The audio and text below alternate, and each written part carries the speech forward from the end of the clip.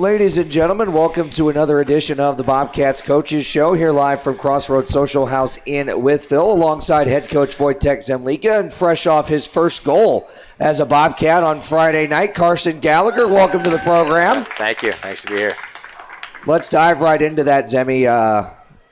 As we said, it was going to be a huge three-game set for you guys last weekend in Winston-Salem. Of course, had the short week going down there on New Year's Eve. A tough result on that one, but I think the feeling around the room was that you guys were really the better team, especially the second and third period of that game on Wednesday. Just a host of bad bounces on Wednesday. Everything that possibly could have gone the other way did go the other way. And Friday night, kind of the same thing. You ran into a hot Boris Babick, and Saturday it was the flip side of things, and the hockey gods finally were on your side. But it was, despite only winning one out of those three, I think it was still a very strong, well-structured, played weekend.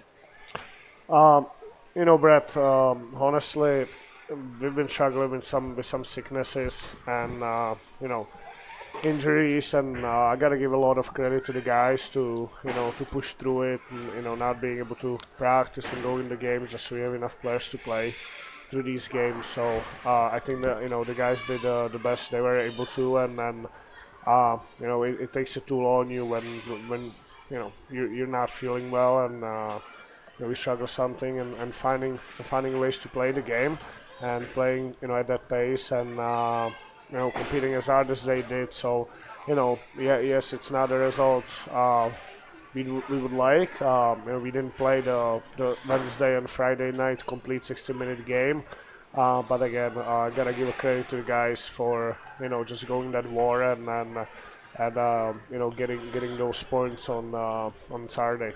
Yeah, Carson, you came pretty, I would say, dangerously close. I thought it was your first in that game on Wednesday, the power play goal that Phillip was able to score there, but. Walk us through that play on Friday night, that first goal, the game tire on Friday. I mean, just as pretty a play as you can draw it up, and it all really started in the defensive zone. Yeah, I mean, it kind of broke down in the neutral zone there, and then ended up in our zone. Luckily fortunate enough to play with a couple of good line mates there, and Dustin was able to rush it up and made a great play to Danny, who was driving the middle lane there, and then I was just lucky enough to find a spot and bang it home. Yeah, and it was a heck of a shot, too. It was a bit from a kind of a tight angle right there, and not much any goaltender could do on a shot like that, especially one, Zemi, that's set up as well as that one was. And for a guy like Dustin Gesso to come in on the spot Wednesday on a short week like that and go with Carson and Danny, and that line was really humming all three of those games. Yeah, Like I was saying before, we reacted to to those injuries and sicknesses, and Dustin became available. We all know that Dustin has a ton of experience. He's officially the oldest guy on the team with the most games played in pro hockey, and for not playing for a couple of weeks, and he keeps himself fairly in good shape, just coming in and not knowing the guys and stepping in. I think it's a great addition. He's gonna be go forward with us, part of the team, and I think especially on Friday and then Saturday, once we put him together here with Gallagher and Dan, and they click together very well, and I was very pleased what I've seen from them every time they step on the ice. Yeah, Gallagher, you could really see the chemistry on that goal especially, but really the whole time you guys were together as a line. Just kind of talk about how great it was to not only play with a guy that was experienced as Dustin and experienced as Danny, but to have those guys on your side in an environment, a rivalry that you were getting to play in as part of for the first time. Yeah, I mean, it was my first time getting a taste of the heated rivalry there with Carolina, and like I said, it's always fortunate enough to play with good players. It only makes you better. And, I thought, not only offensively, I thought we actually did a pretty good job defensively, too. We spent less time in the D zone and more time in the O zone. And at the end of the day, that's kind of what you want. You want to have fun in the O zone and score goals. So, I'm just fortunate enough to play with those guys. You said Dustin going to be a part of the team going forward, and he had the game-winning goal Saturday on one of the wackiest, wildest plays I think we've seen in a while. But I want to go back to where that whole sequence really started. And it was a guy that was on the end of his initial shift. It was P.J. Demetrio that went in there and lifted the puck once, shot it. I believe it glanced off the top of the crossbar on that initial chance. He doesn't stop. He goes back, he hunts the puck down again, he turns it over, and that's what creates that chaotic sequence around the net. So kind of walk us through the sequence, what you saw from the bench on that one. PJ has shown that how hard he competes. He's got an unbelievable work ethic, and that situation right there, it showed that. You mentioned that, stripping a guy from a puck, getting a shot, doing it again, eventually creating that opportunity to win the game with the game-winning goal. Most of the credit goes obviously to him on that play, but again, that's the type of the players and type of the play would we want to pride ourselves at, just out competing teams. And I think there's been multiple situations in that game where our guys been able to work hard to get back and strip pucks. We talk a lot about the calls we're making when the stick goes above the stick, and they call it as a slash, and finding a ways to make that one extra stride, that second, third effort to get back and being able to lift the puck. And again, that's the plus, right? That's a big plus from that game, and that's something we want to be consistent at.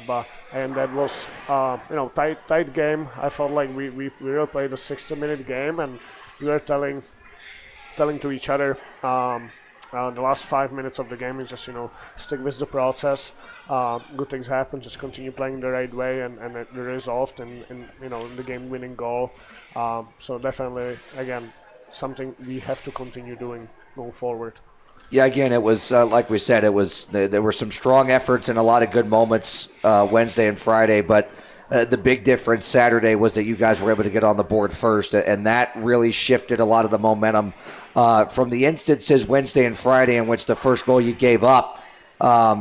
Vero makes the save initially on the first one, and the second one's just a rebound that pops right back to the shooter. You guys are able to score first there on Saturday, and that really kind of changed the complexion of the whole game, because as the series wore on last week, it felt like that forecheck was getting more and more intense, more and more aggressive, and you could tell on Saturday, especially because you guys were playing from ahead as opposed to behind, their defensemen were turning around a lot. They were on their heels, not really sure what to do, and you guys created a lot of havoc in the offensive zone all night Saturday.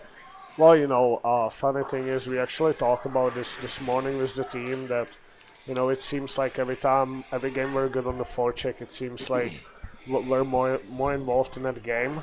It all starts with just the things what doesn't require talent, like just moving your feet, finishing your checks, having active sticks, being good being tenacious on the forecheck, and then that all carries back in the back track, and then defensive zone coverage. So you could tell on the Saturday game, that's the reason why we played a complete 60-minute game. There wasn't a lot of shift-offs. Obviously there's a mistake. There's always going to be a mistake, but it was a minor mistakes. It wasn't a big breakdowns, and that is the kind of a game, like from a team, young team, hungry team, like we want to be. Like it all, like we said, starts on that forecheck, right? And being able to repeatedly doing it every game is the key to give ourselves a chance to start games well, and get that lead and play with the lead, and then obviously then finish those games. Yeah, Gally, for you guys again, as that line going out there Saturday, like Zemi just talked about, it was evident that first goal all really created over the forecheck. You guys are hounding, you're hunting. LaBelle's looking for somewhere to go with it. All of a sudden, the captain's right there in the high slot, and he's got a chance to rip it and doesn't miss. Yeah, I mean, you need to, any level, you need a forecheck. The goal is to try and get like the first touch, and then if you can get the first touch on their defenseman, it just shakes them up, right? And then that's how you're able to create havoc. If you don't forecheck hard, it's just kind of an easy retrieval for the D. So, like I said, it's been great playing with those guys, and I'm really looking forward to continuing this. So, yeah. Yeah, all three lines really, guys. You could tell the difference. You could feel the difference from Friday into Saturday, the level of confidence that their defensemen had in the defensive zone and the inability that they had to be able to break it out, constantly turning heel and going behind the net and trying to reset, because you guys were doing such a great job of tightening up in the neutral zone. Once you got into that forecheck, you were tightening up closer and closer towards the net, making life incredibly difficult for their defensemen. Yeah, I thought we actually clogged the neutral zone really well. I think it gradually got better Wednesday, Friday, and then Saturday. I thought it was our best. We were able to shut them down, trying to come out of their zone, break out. Hopefully we can stay on that track. Yeah, I'm glad he brought up the trap through the neutral zone there. It was executed to perfection on Saturday. We saw glimpses of it on Friday.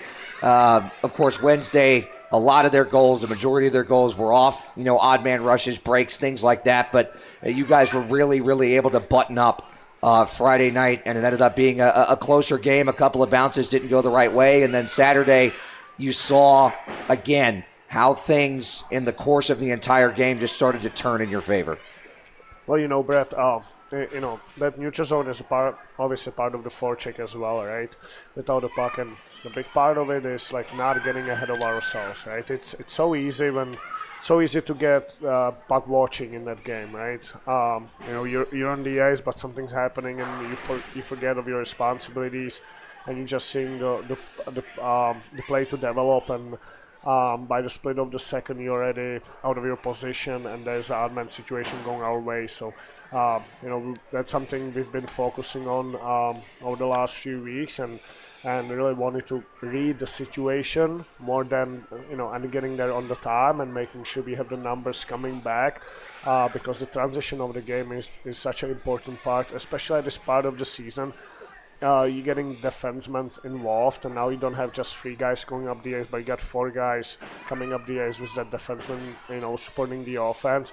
You really got to make sure that, you have 1 guy hunting the puck and the rest of the 4 guys, protecting the middle of the ice, but at the same time staying on the defensive side of their guys. And no matter what the structure, the opposition or the looks they're looking for, to make sure that we're aware of that, and we're staying the whole way back on the defensive side of the puck, on the right side of the puck.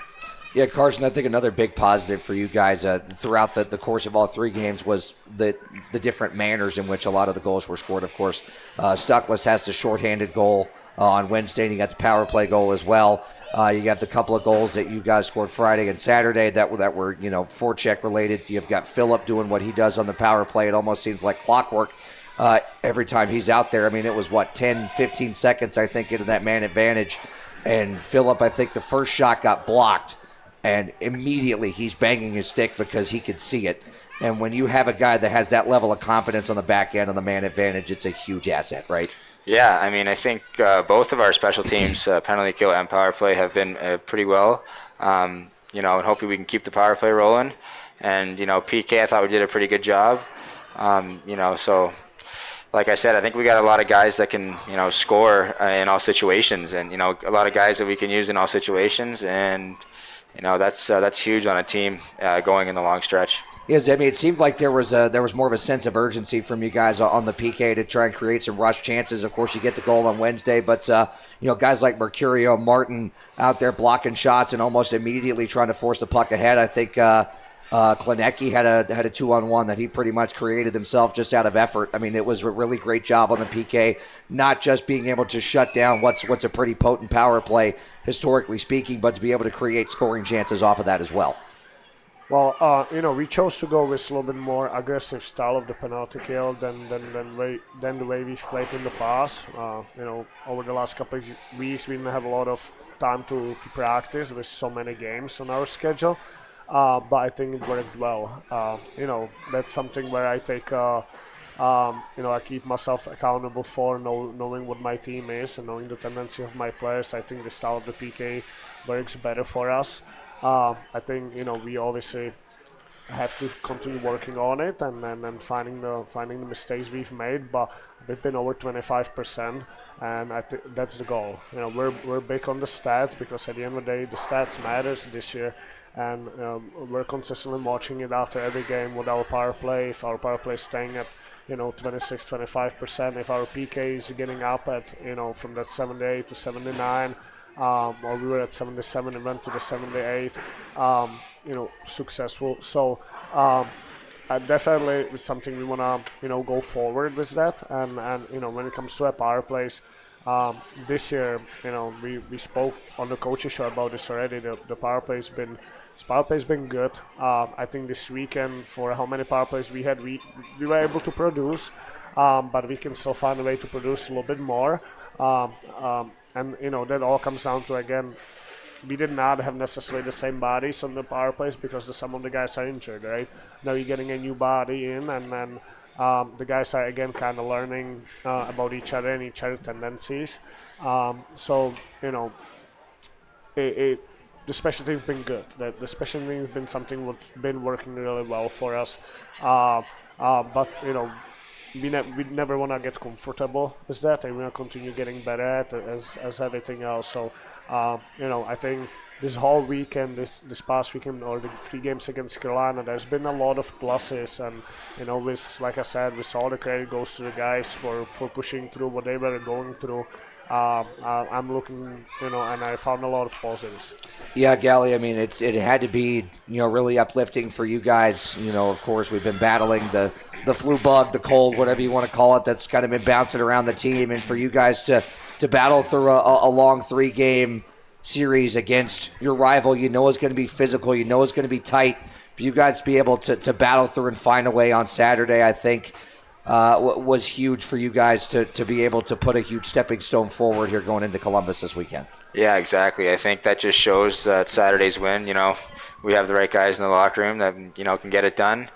Losing 2 in a row is pretty tough, but, that's hockey. And at the end of the day, there's always tomorrow, and you get another chance to take a team down. So I'm looking forward to this weekend in Columbus, and, hopefully we can get the sweep. But, it's whoever wants to win on any given night, whoever wants to show up, right? So we just got to outwork them.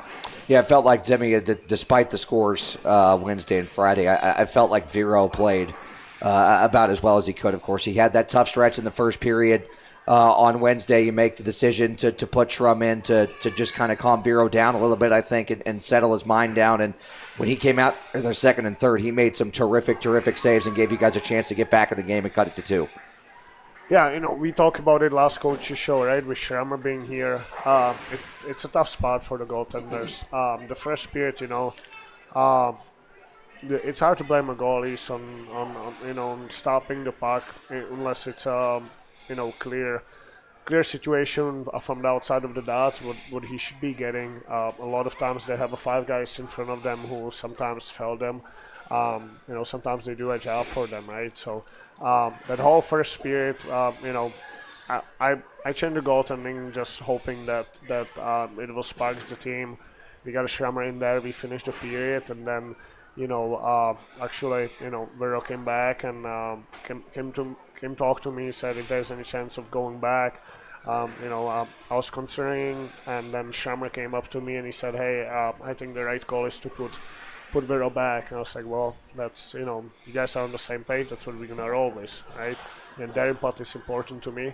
Schrammer has a big credit to that Vero went back in that game, and Vero did unbelievable from that point on. He made some huge saves for us.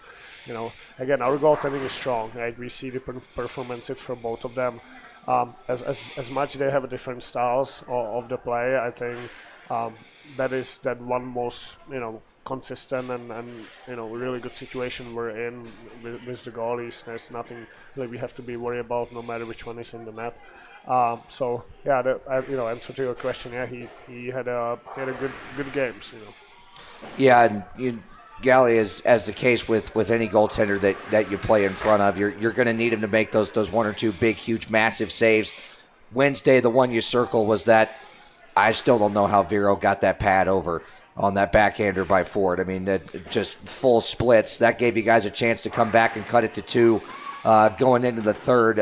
Friday, Vero makes a similar stop on the same kind of play by Ford. Saturday, Schrum makes a couple of great stops in the second period, and the second period's kind of been an up and down moment for you guys throughout the season. But when your goaltender is able to make huge saves like that, it's a huge momentum booster for you guys on the bench. Yeah, for sure. I mean, it's. I thought Schremer played really well on Saturday. Made a couple amazing stops, and we just didn't play that well in front of Vero the first couple nights, and it's hard. It's hard to outscore the opponent when you give up 7, right? So on Friday there, and then Saturday, but like I said, we just gotta keep going. I'd like to add to it. Schremer, what he showed on Saturday, he's been. And he said it after the game when he got it, the chain for the player of the game. He got it from Vero, and he mentioned that this was his first win on the road, right? So out of the 6 games on the road he played, this was his first win, and that's a big thing for him. That's a big thing for all of us, getting that first road win. And now that he made a couple huge saves, he made every save was right. one hell of a save. Right. That one situation we have to mention is when they had 3-on-1 and yep. they went seam pass back to the top guy and he got it over his shoulder. They changed the whole game. And yep. We talked about last week the momentums the saves like this can give you, and gives you the confidence to all the guys in front of him, right? So he was definitely the player of the game. There's no doubt about it, and let's hope that, and I strongly believe that he will keep this momentum going forward. Yeah, and like I said, I thought both guys played great, and it's going to be huge momentum for them going forward against another really strong offensive team in Columbus. So before we look ahead to that, before we get into the middle portion of the program, there is one other roster addition that I don't know that we need to bring it up, but Volpe's back. So, of course, fan favorite, Mr. Volpe.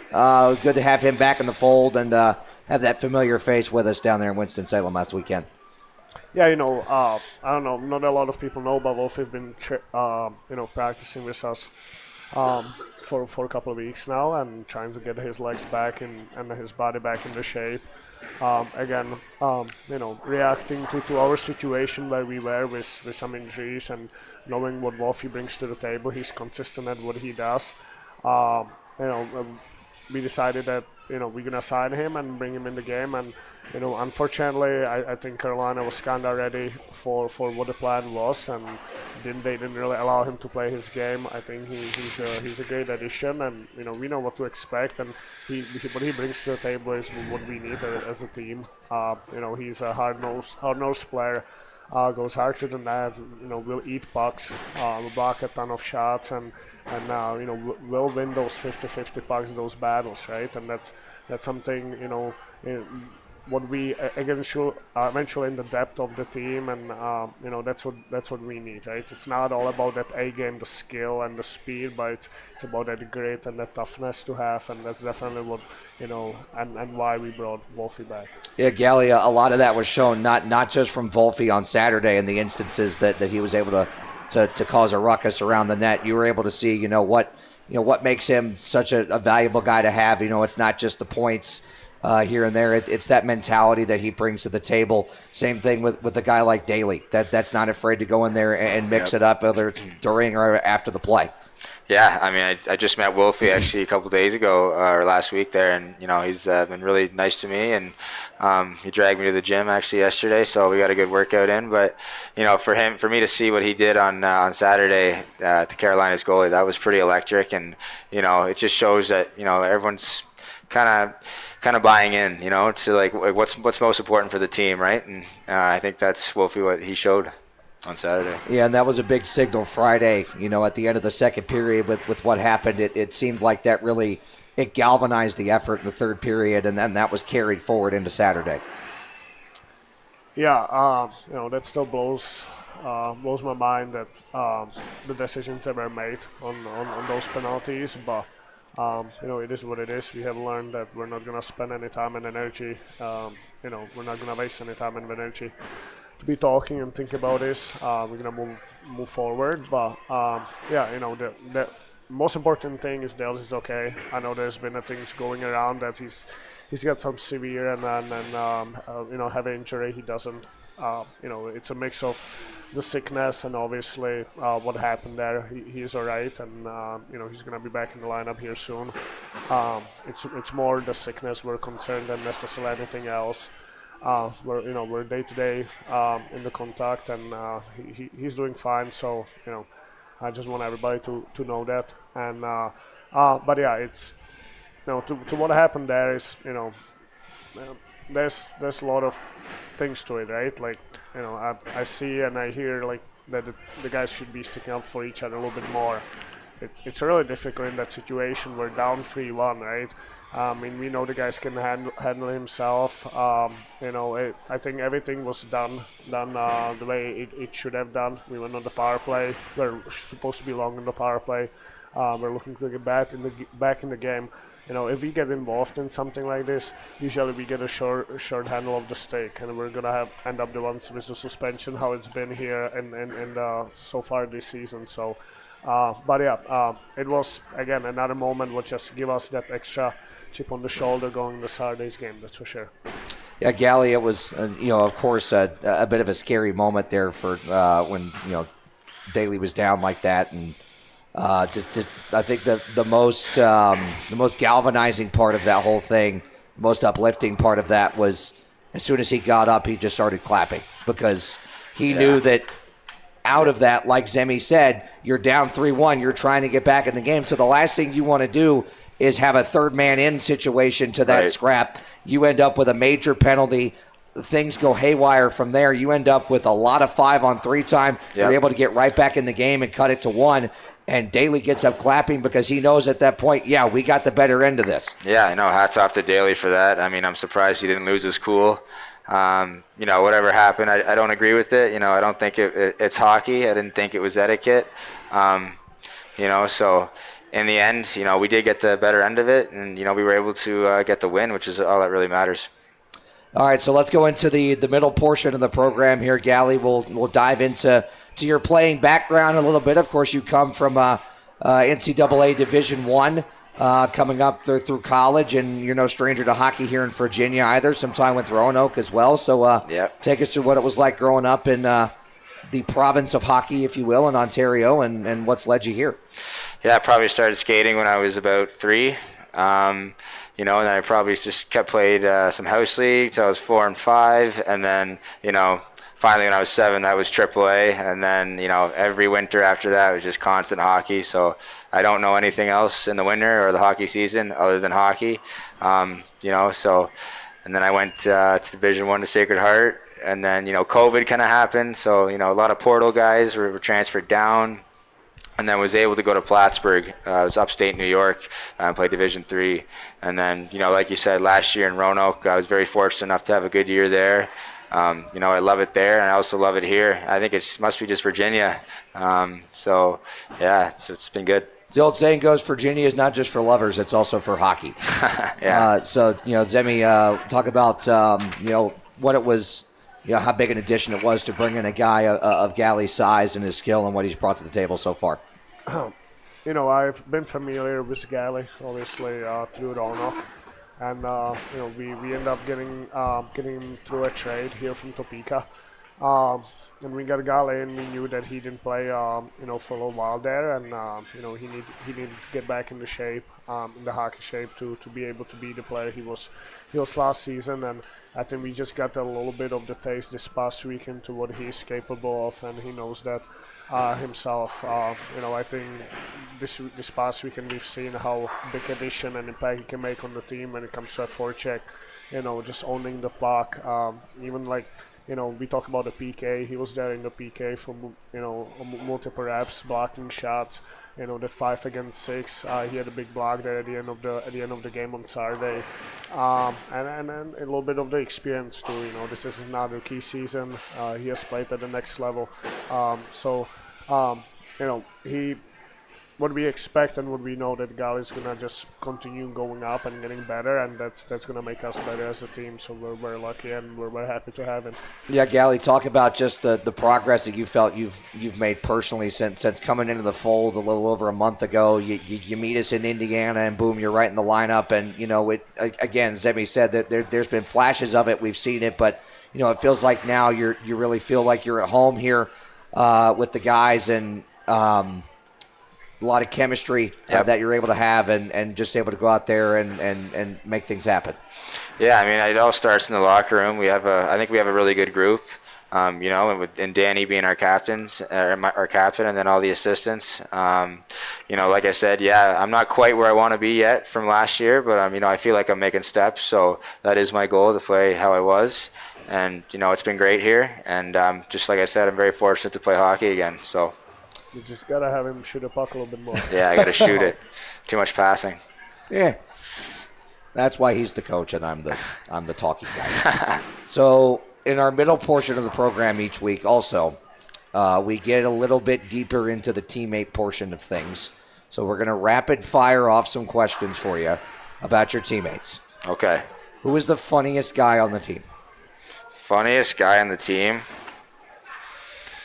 My initial thought would be Wolfie, to be honest, but I just met him. But I'm actually going to give it to Danny. I think Danny's underratedly funny.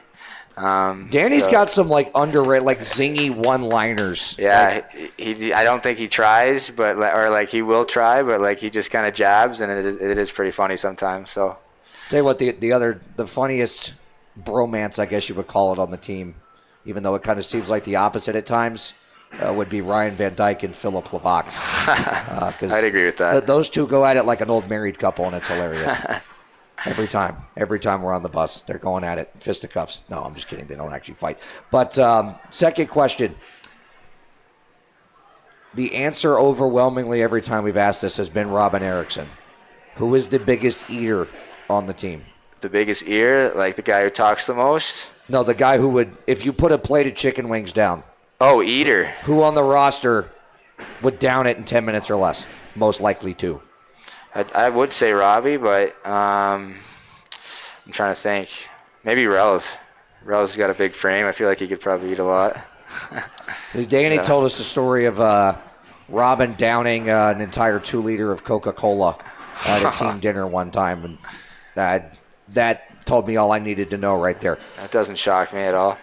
So last week I caught Schrummer off guard with a movie-related question, so I've scaled it back a little bit. Who is the biggest movie buff, cinema nerd, on the team? Ooh, I'm not sure if I've been around long enough yet for. Yeah.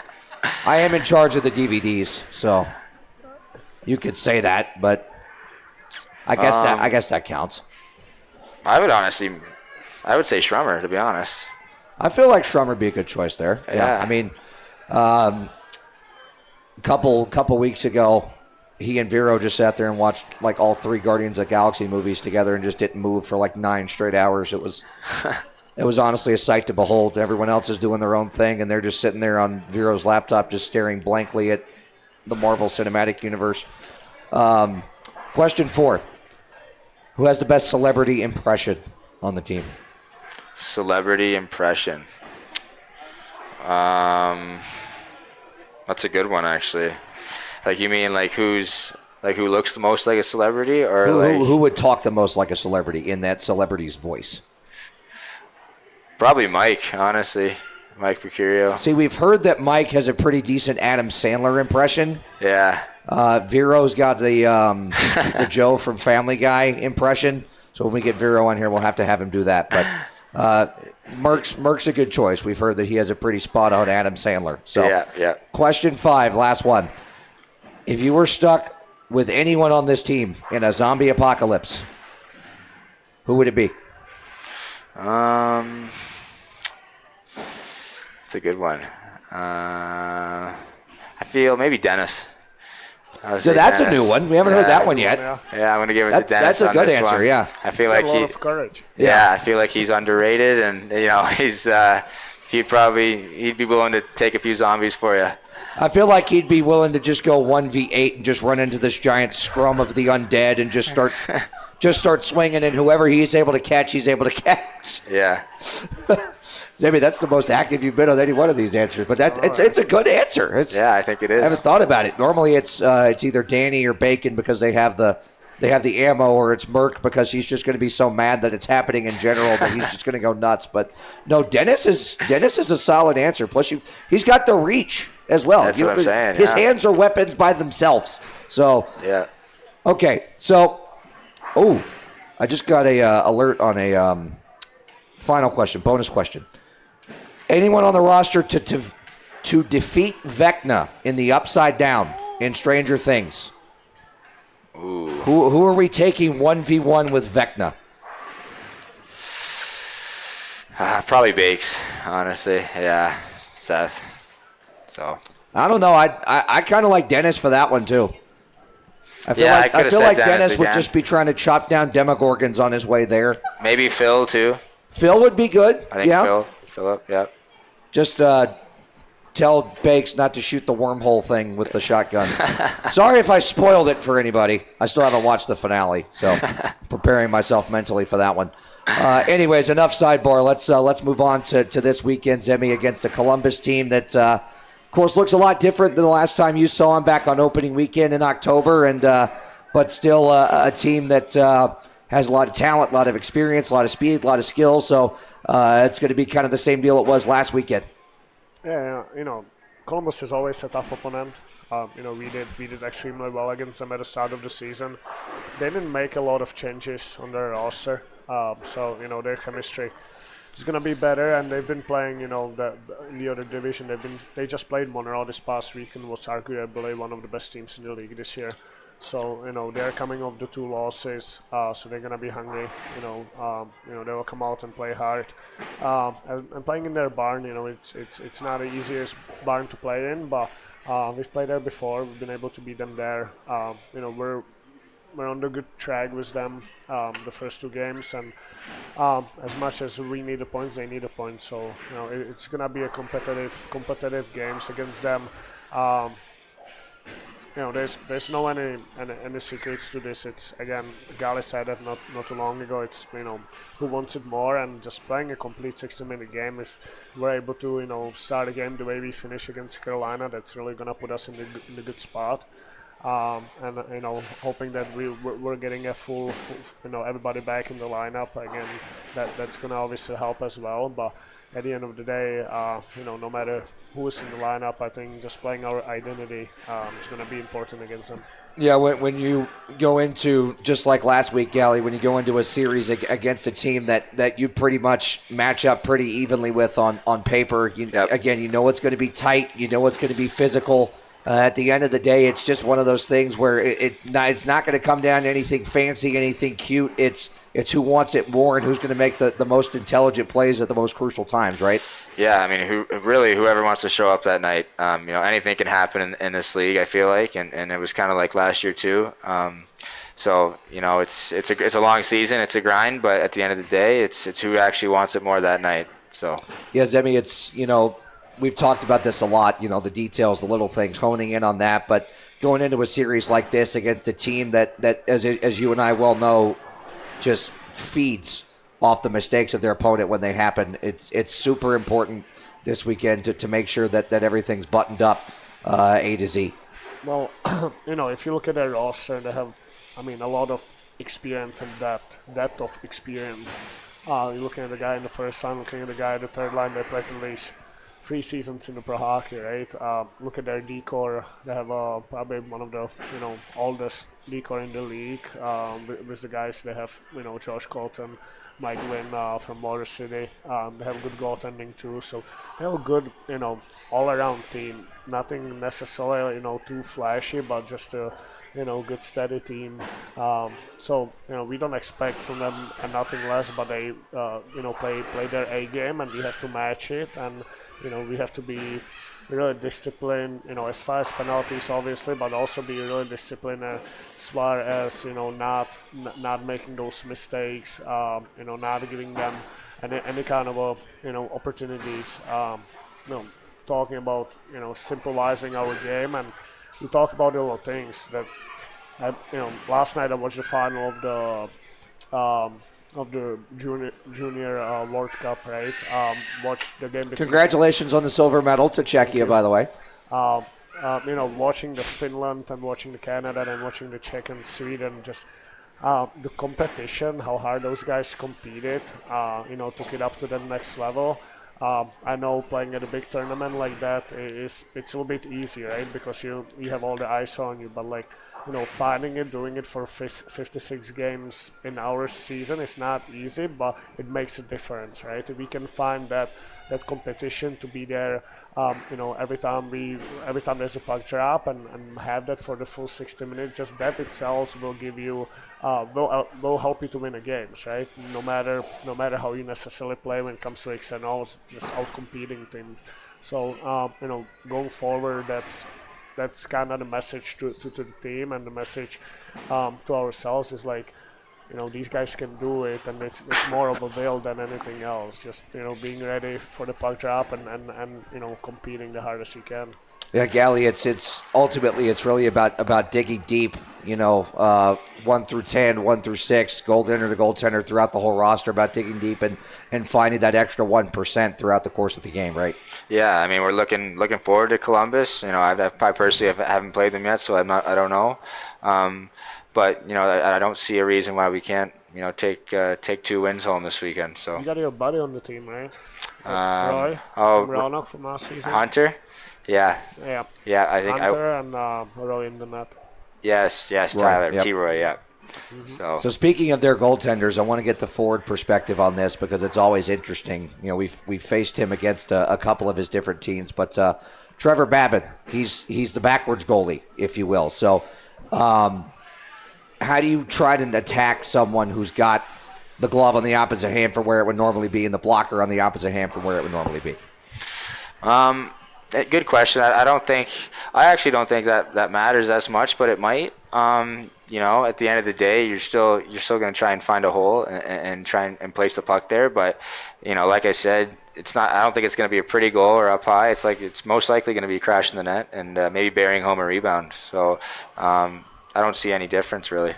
Yeah, Zemi, we've talked about it when we've gone up against him before. It's it is different, but at the end of the day, it's like Gally said, it's going to come down to those 1 or 2 greasy ones and trying to not only take his eyes away, but as you well know, trying to get in his head a little bit. Well, any goaltender, no matter what guard is, he is like putting a shot and making his job difficult. The way you make his job difficult is putting more shots in the net and having bodies going to the net and stopping in front of the net. Just standing there for that split of the second extra will mess with his mental side of the game. The goalie doesn't like it. It gets on their skin. Now you're throwing them off the game. Now you're shooting them more and putting yourself in a good situation to score a goal. It doesn't always have to be a fancy backdoor or one-timer goal. So you win the games out of those greedy goals and just by putting a puck to the net. So I think that's a message for us is continue getting more shots on the net every game we play and continue having good and heavy traffic going through the crease. Hoping that we can get in his head, no matter who's in the net, no matter it's Babin, no matter it's T-Roy. Both of them are solid goaltenders, so just shooting the puck. Yeah, and we talked about bounces last week in Winston-Salem, and on the subject of keeping things simple.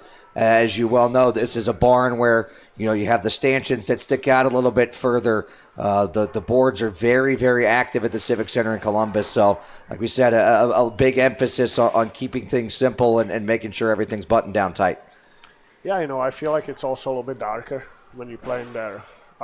It's not necessarily like it was in PD before they updated their lights, but it's a little bit darker. A little different atmosphere feels like playing Columbus. It's nice to play there when you're on the home team. What I experienced in the past is different when you play there as a away team, right? Feels so differently. But then again, we've played there a ton, and pretty much all of our guys, or most of our guys on the team, have played in that barn. So, it is an away game, but it's another game. It's another opportunity. Yeah, and it's not a terribly long trip for you guys. It's another rival here in the South that you guys have seen a lot of, and Gally, I'm sure you'll be leaning on a lot of the guys that Zemi talked about on the roster that have had plenty of experience in that barn. Yeah, for sure. I mean, you do want to get to know your opponent at the end of the day and know their tendencies, and that can only help a team, right? And that can only help us get the win. But at the end of the day, again, with simplicity, you guys It doesn't matter who you're playing. You got to control what you can control. You go out there and play your game. You feel confident you can beat anybody on any given night. Yeah, we have a morning skate there too. The day of the game. So, that morning skate is kind of about getting to know the arena and the bounces and the boards and the glass. And, sometimes the rings have a slightly different size or the zones have a different size. So that's what the morning skate is for. Not just to get your feet and hands going and then kind of get awake and get ready for the game, but also for, that part of the game. Yeah, I'm glad you brought that up because it's something that gets brought up every time we go to Winston-Salem. It's the neutral zone's a hair shorter, and you have those couple extra feet behind the net. So every rink is different, Gally, but at the same time, those morning skates are super helpful for you guys and really creates get your legs going, especially when you're coming on a road trip like that. Yeah, I mean, once you first jump out there, you might notice it for a little bit, but then after a while, I mean, at the end of the day, there's really no difference. It's hockey. So, like I said, just got to outwork the opponent. All right, so let's wrap it up here, Gally. 3 keys to victory this weekend. 3 keys to victory this weekend. Number 1, we have to forecheck very hard. Number 2, keep it simple, shoot the puck. And number 3, play good off the puck, away from the puck. Like neutral zone, D zone, because that only creates to a good offense. Full 200 feet, I think would be the terminology there. So, yeah, good stuff. Zemi, your keys to victory this weekend. Competition, special teams, and discipline. Sums it up right there. For Carson Gallagher, head coach Wojtek Zemlika, and James Trent, our technical director, I'm Brett Wiseman. We'll see you at 7:20 Eastern Time for a 7:35 puck drop on Friday from Columbus.